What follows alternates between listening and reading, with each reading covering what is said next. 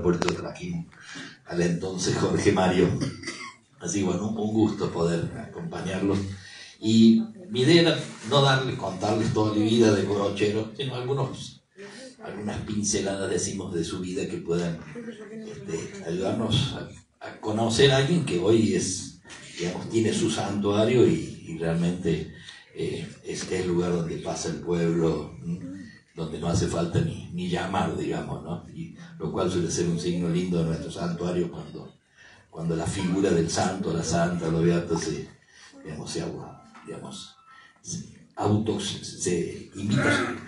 el pueblo se autoconvoca, digamos, naturalmente frente a la santidad de la gente o por supuesto de la Virgen en sus distintas advocaciones a nuestros santos, ¿no? Y Brochero es uno de ellos por cercanía, ¿no? Así que algunos puntitos que puedan entender un poco el espíritu de él, y después voy a decir otra cosita del espíritu del santuario, visto desde Brochero, pero sirve para todo. Es propio de los grandes corazones, decía Lacordaire, el descubrir la necesidad más urgente de su época y consagrarse a ella, ¿no? Esto es un poco nuestro santo, ¿no?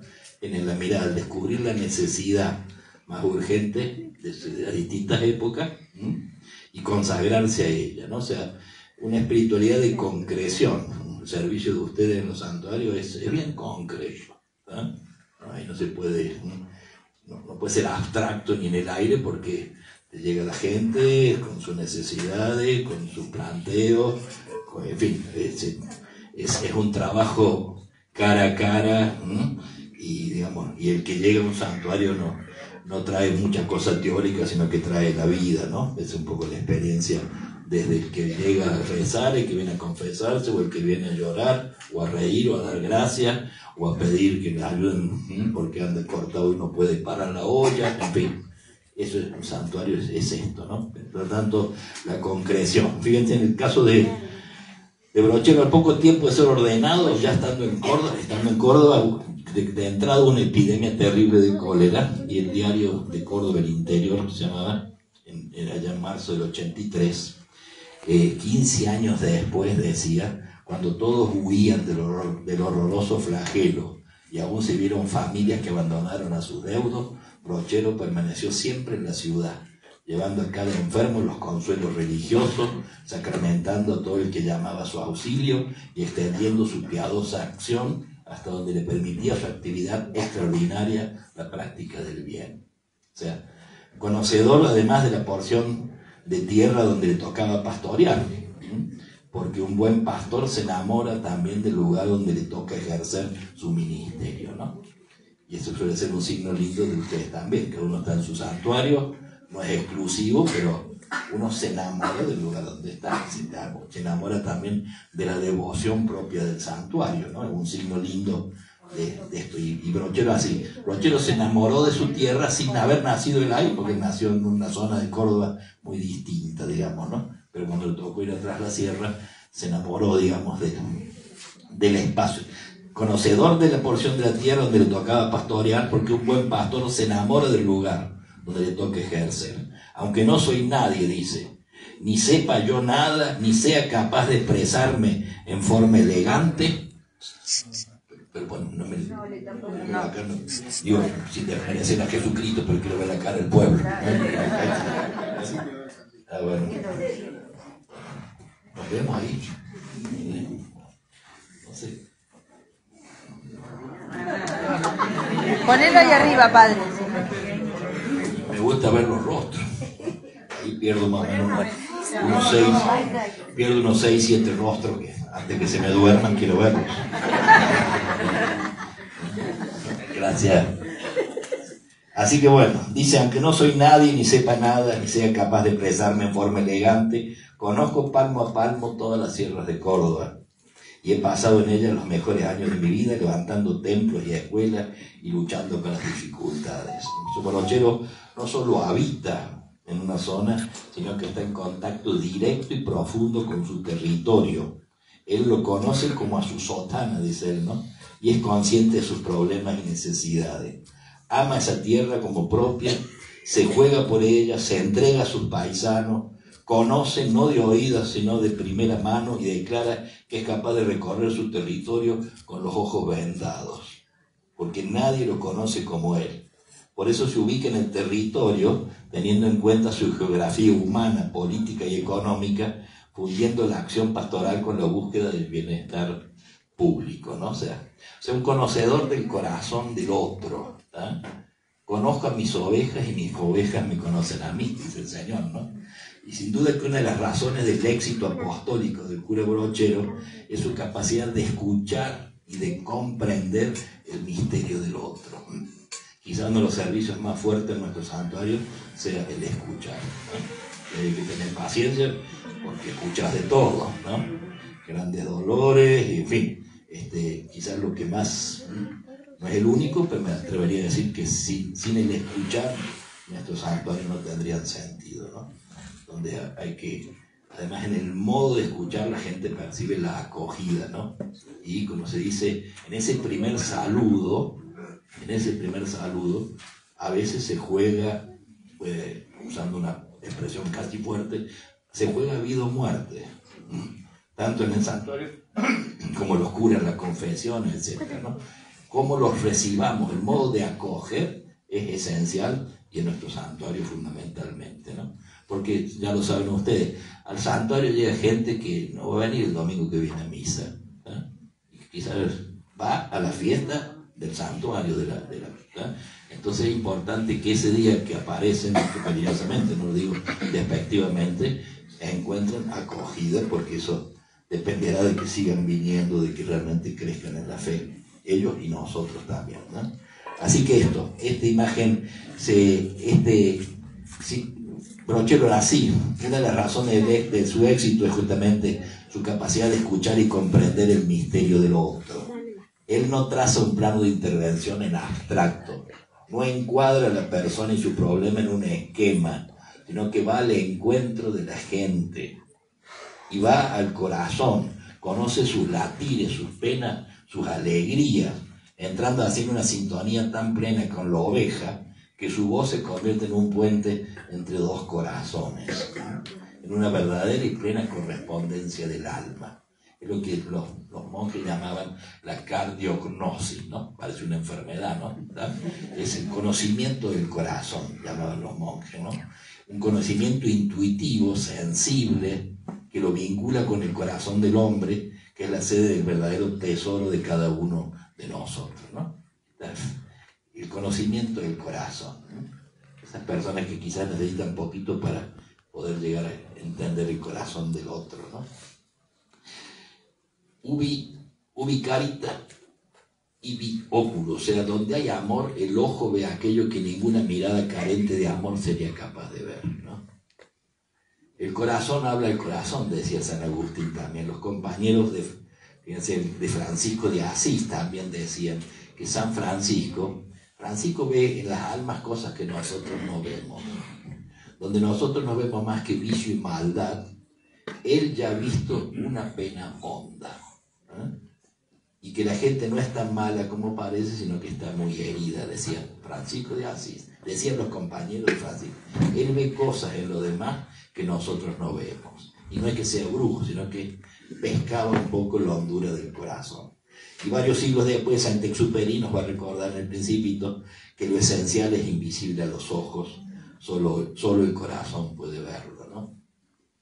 Pues Brochero es uno de ellos, o sea, sabe ver lo esencial. Prueba de esto es aquella prevención a sus curitas colaboradores para que no maltraten a su gente, ¿no? Otro tema importante, a veces cuidar en nuestras iglesias, parroquias, en todos los ámbitos, ¿no? Pero estamos hablando, cuidar de no maltratar, a veces hasta con pequeños gestos, o si de golpe alguno indiscretamente se metió donde no debía, o se sentó en el modo de corregir el trato, ¿no? Le decía Brochero a los curas jóvenes que venían a ayudarlo en los ejercicios: cuanto sean más pecadores o más rudos, más incivilizados mis feligreses, los han de tratar con más dulzura y amabilidad en el confesionario, en el púlpito y en el trato familiar. Y dice, no den patadas a la gente, dice, ¿no? No den patadas a la gente, sino que hagan como mi mula, que se abre camino con el anca. Interesante. Y interesante porque la experiencia, ¿cuál es? a veces en los cerros la mula anda mejor que los caballos, ¿no? Hay partes donde el caballo no pasa, la mula sí. Cuando va por el sendero el caballo, hay veces que de golpe pierde el sendero y queda como colgado, ¿eh? Como una especie de araña con la pata para afuera y el jinete arriba muerto miedo. Si va una mula buena, y eso es lo que dice el brochero, la mula baja por detrás del caballo y con el anca lo va pechando al caballo, ¿eh? De tal manera que a poquito lo saca de nuevo al sendero, lo rescata, ¿no? Esta es la experiencia que presenta ahí brochero. No anden a los patadones, sino hagan como Miura, que con el anca, ¿eh? De a poquito lo va trayendo de nuevo al sendero, ¿no? En su táctica misionera se advierte también esta mirada que ve más allá de las apariencias. Dice brochero, yo preguntaba cuál era el hombre más condenado, malvado, pecador, reacio, más borracho y ladrón de la comarca. Enseguida yo le escribí una cartita diciéndole que pensaba pasar 2 días en su casa. Iba a decir misa, predicar y confesar, y que por tanto avisar a su vecino y amigos que dice, yo sabía que de esa manera esa gente me iba a escuchar, porque si iba a una casa buena, esos pícaros nos iban a acercar. Esa mirada esencial y misericordiosa desmantela nuestra mirada farisaica, inquisidora. Si todo el mundo veía en Santos Guayama, aquel asesino y ladrón de caballo y forajido, ¿no? Si todo el mundo veía en Santos Guayama un forajido e indeseable, que brochero en cambio advertía que en el fondo aquel era un hombre bueno, posiblemente muy herido por la vida, y por eso con inmensa magnanimidad brochero le escribe a Santos Guayama, Don Santos, son tantos los deseos que tengo de verlo y estrecharlo, todos quieren verlo para liquidarlo, ¿no? Y de hecho después se lo fusilan, ¿no? Don Santos, son tantos los deseos que tengo de verlo y estrecharlo entre mis brazos que los días me parecen años. Ojalá Dios me hiciera el favor de proporcionarme los medios de verlo en la expedición que haré a los llanos de La Rioja. Y ya muerto va a afirmar, ya muerto Guayama, ¿no? Va a decir brochero, de Guayama se decía que era muy malo, pero para mí era un manso cordero y muy buen amigo.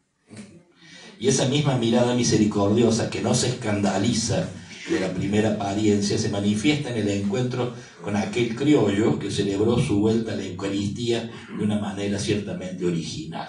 Un día, dice brochero, que le di la comunión a mucha de, entre comillas, esa gente. Se me acercó una mujer y me dice, padre, fulano hace una hora que ha comulgado y ya está mamado como una cabra. Ay, juna, dije yo. Lo busqué al gaucho y le dije, pero hombre, ¿cómo ha sido eso? Y padre, me contestó, hacía 20 años que no comulgaba y de puro gusto para celebrar me mamaba.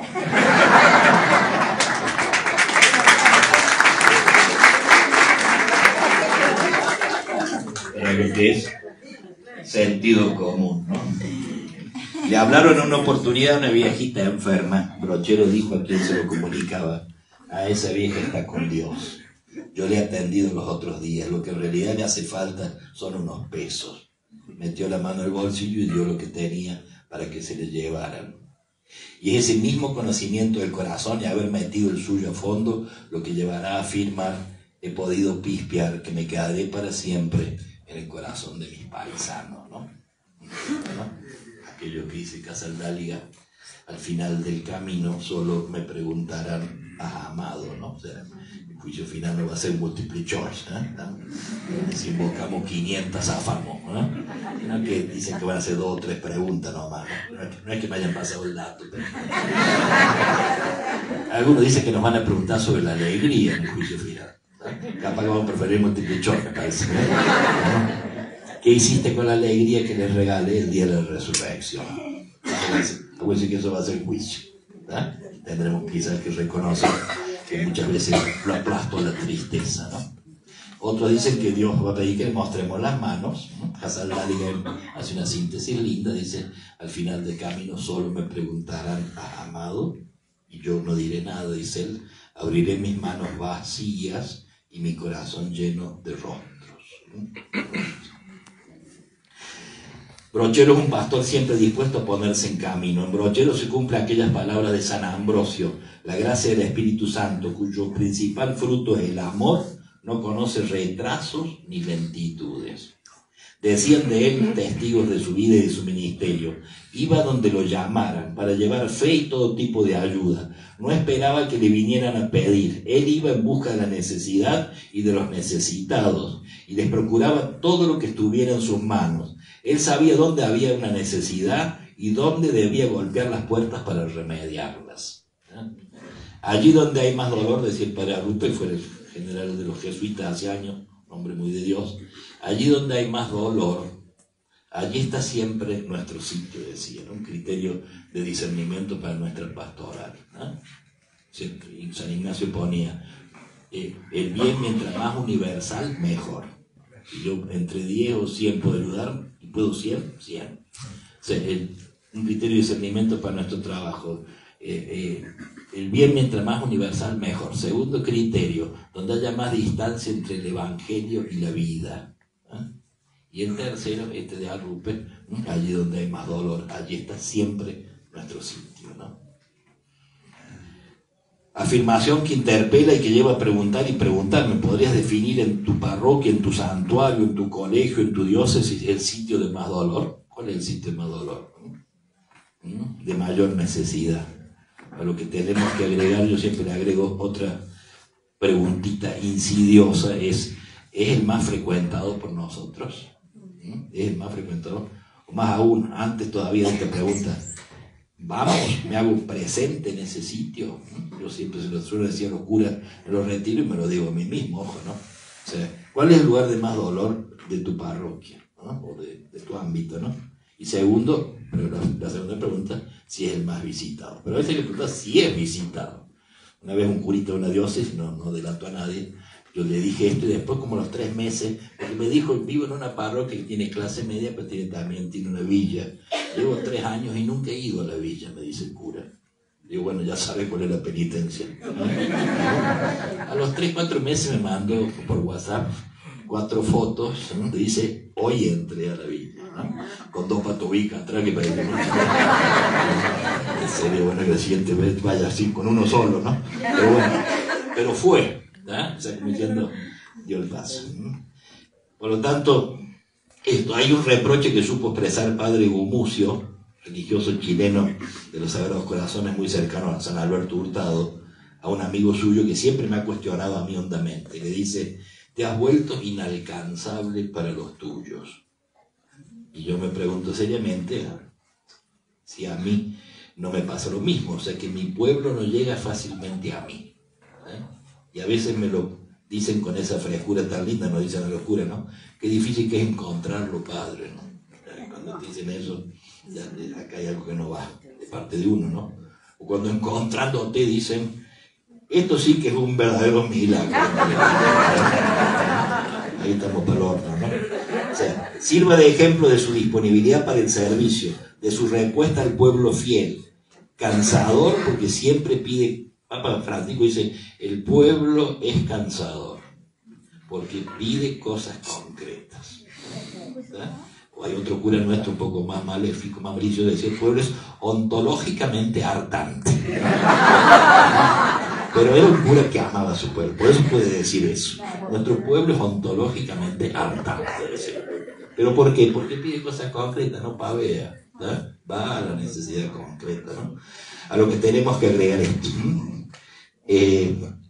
Sirve de ejemplo en Brochero esto de su humanidad, sentido común, aquel relato de su gente. Es una mañana estando pronto en gran cabalgata, numerosas damas y señores esperábamos a Brochero, que debía conducirnos a una gran fiesta en Panaolma, pueblo de...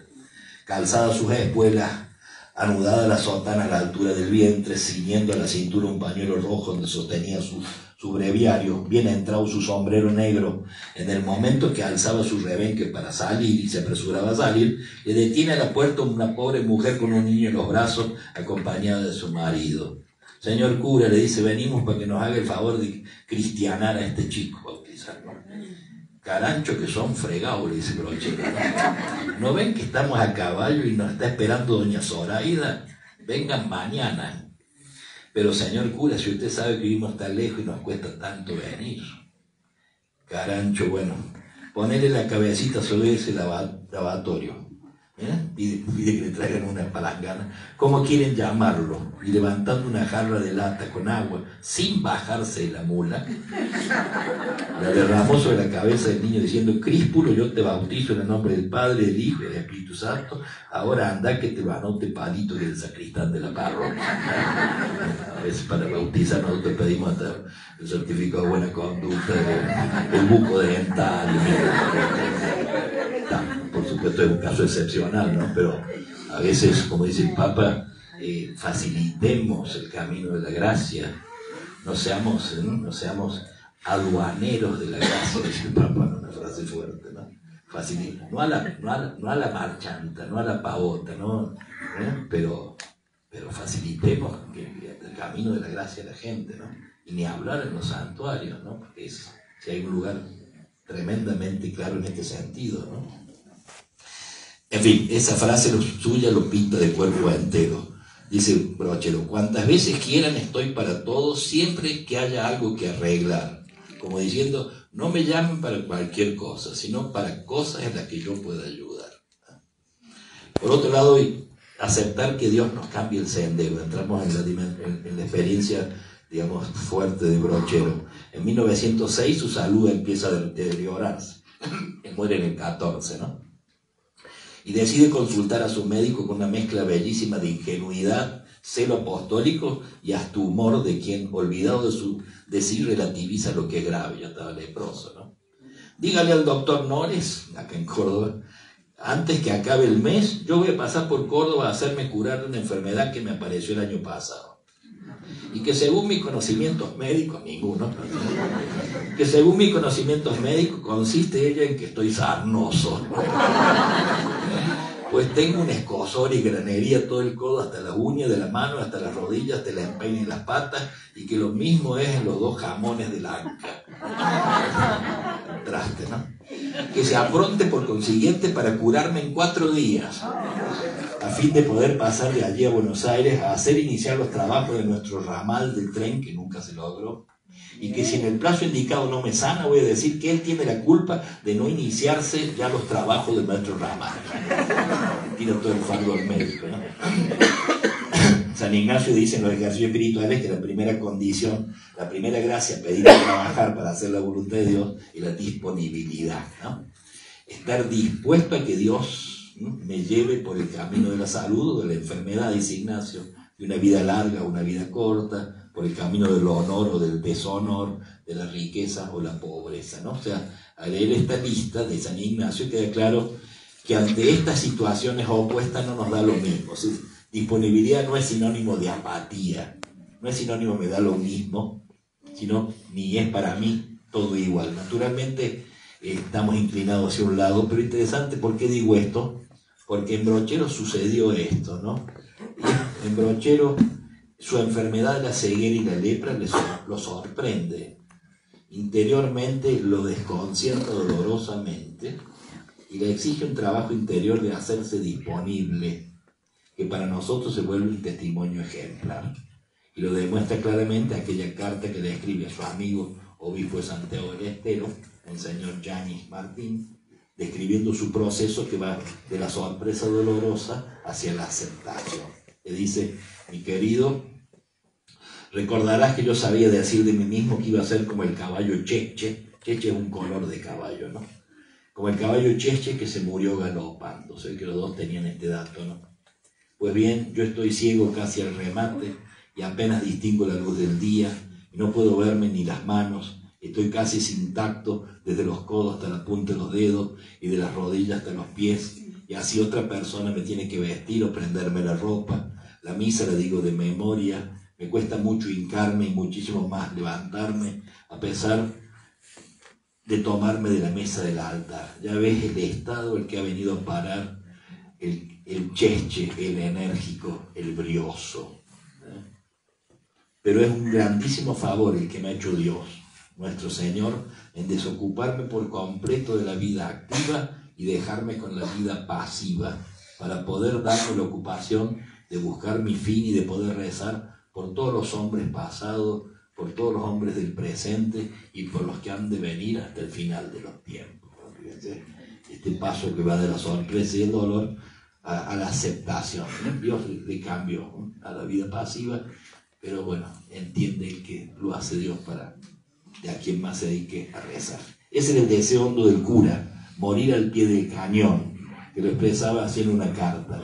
Como sacerdote creí siempre que tenía el deber que tuvo el valeroso negro Barcala de esperar a Quiroga en la guerra, sentado sobre el cañón, cuando había quemado el último cartucho. O sea, el cañonero se le acabaron la bala, unos rajos, ¿no? Se sentó sobre el cañón esperando que lleguen los enemigos para degollarlo, ¿no? Quiero decir con esto, dice Brochero, que yo me felicitaría si Dios me saca de este planeta, o sentado confesando o predicando el Evangelio.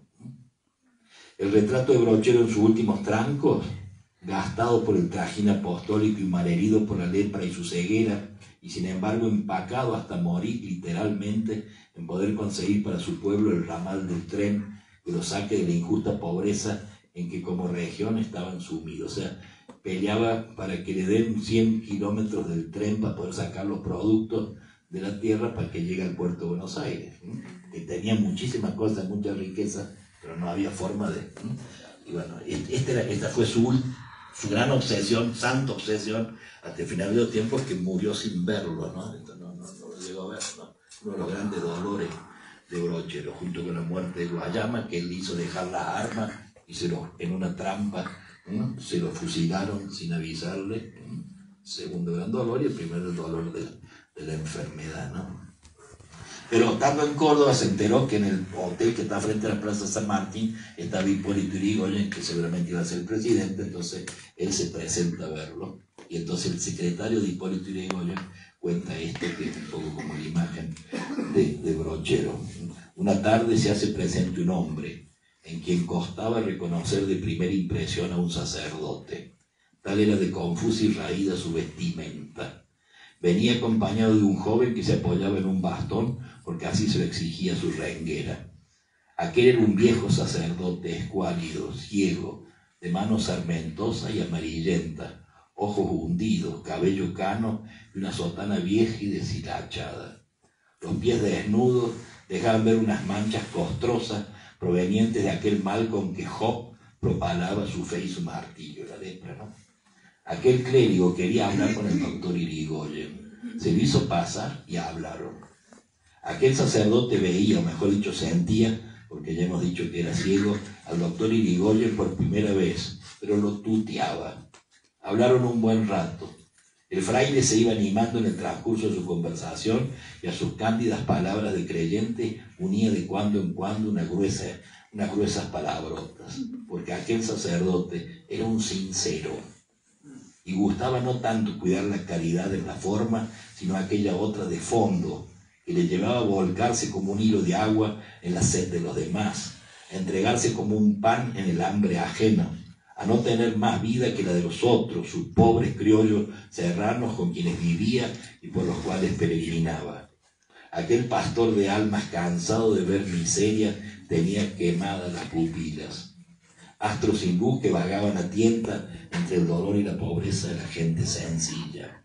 Aquel era un apóstol primitivo, un Job enfermo, un San Francisco con úlceras, que sin su callado de peregrino recorría a horcajadas en su mula día y noche su territorio, repartiendo pan, plegarias y consuelo. En sus pláticas y sermones tenía la elocuencia primitiva de la fe y de la verdad. Hablaba a su gente en un lenguaje sin equívoco, con comparaciones pintorescas, dichos graciosos, modos eficaces. Aquel fraile escueto era la doctrina hecha hombre. Así debían predicar en las montañas, los valles y en los lagos de Judea los primeros apóstoles.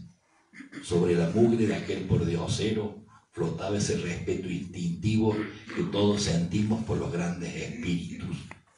Cuando se despidió, el doctor Yrigoyen abrazó a aquel guiñapo, aquello confuso, que era menos que un hombre, porque era más que un santo. Y cuando ya afuera nos despedíamos del padre Brochero, le notamos conmovido, y como si musitara una oración, le oímos repetir entre dientes, como para él mismo: he ahí un gran hombre. Esta imagen del fin de un Brochero una especie de Echeopa, de aquel hombre, ¿no? Muere en el 14, muere cieguito y leproso allí en Brochero, donde los dos únicos caprichos que se conceden ante morir es que las monjas esclavas le presten a la Purísima para que lo acompañe y que le den unos pesitos para cuando los pobres se acerquen por la ventana de la casa a pedirle una ayuda, ¿no? Y así fue. Por lo tanto, esto. Termino con dos cositas que van unidos más al santuario. Está visto más desde Brochero, pero sirve para todos nuestros santos. Vengan a mí, dice el Señor, ¿no? De alguna manera, la invitación de un santuario es vengan a mí. Lo dice la Virgen, lo dicen nuestros santos, vengan a mí. Sí, querido cura Brochero, venimos a tu casa, cada uno piensa en su santo o en su santa o en la Virgen. Venimos a tu casa, a tu santuario, porque lo necesitamos en el camino cotidiano. Porque el santuario es el sitio donde congregados como pueblo de Dios en familia necesitamos expresar nuestra fe. Común a todos nuestro santuario, ¿no? Porque estamos sedientos de esa agua viva de la palabra transmitida a través de tus palabras sencillas y sin vueltas.